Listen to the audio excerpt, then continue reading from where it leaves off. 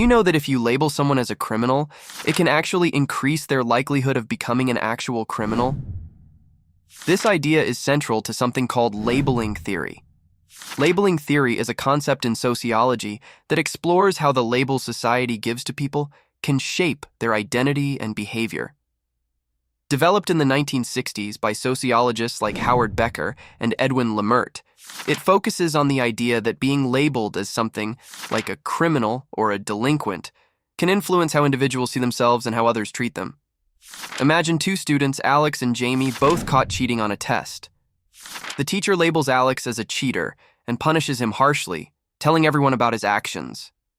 Alex starts to believe he is a cheater and continues to engage in dishonest behavior because that's how he thinks people see him anyway. On the other hand, Jaime is given a warning and a chance to redeem himself. The teacher believes Jaime made a one-time mistake. Jaime works hard to prove that he is honest and trustworthy, and eventually, people forget about the incident. This situation highlights two key ideas in labeling theory: primary and secondary deviance. Primary deviance is the initial act of rule breaking, like Alex and Jaime's cheating. Secondary deviance occurs when someone begins to adopt the label given to them.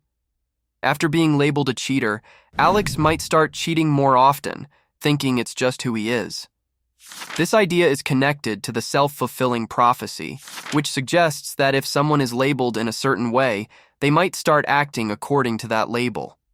If society labels someone as a criminal, that person might begin to see themselves that way and continue breaking the law.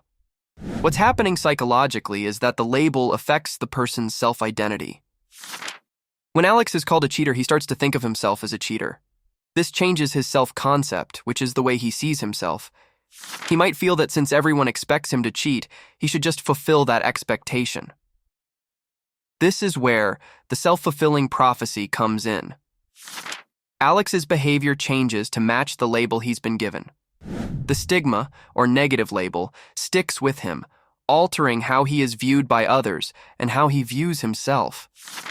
This can limit his opportunities and push him further into the behavior that got him labeled in the first place. Let's think about social media influencers. Suppose an influencer, Taylor, is caught in a scandal, such as lying about a product they were promoting. If the media and the public label Taylor as a liar or fraud, Taylor's career might suffer greatly. This label can stick with Taylor, making it hard to regain trust and followers. Taylor might start believing they are untrustworthy, leading to more dishonest behavior. On the other hand, if another influencer, Jordan, gets caught in a similar situation but handles it with honesty and an apology, they might avoid being harshly labeled and can continue to build their brand. Labeling theory shows us how powerful labels can be in shaping individuals' lives. It teaches us to be mindful of the labels we use and how they can impact someone's self-identity and behavior. By understanding this theory, we can be more empathetic and cautious in our judgments, giving people the opportunity to learn from their mistakes and change for the better.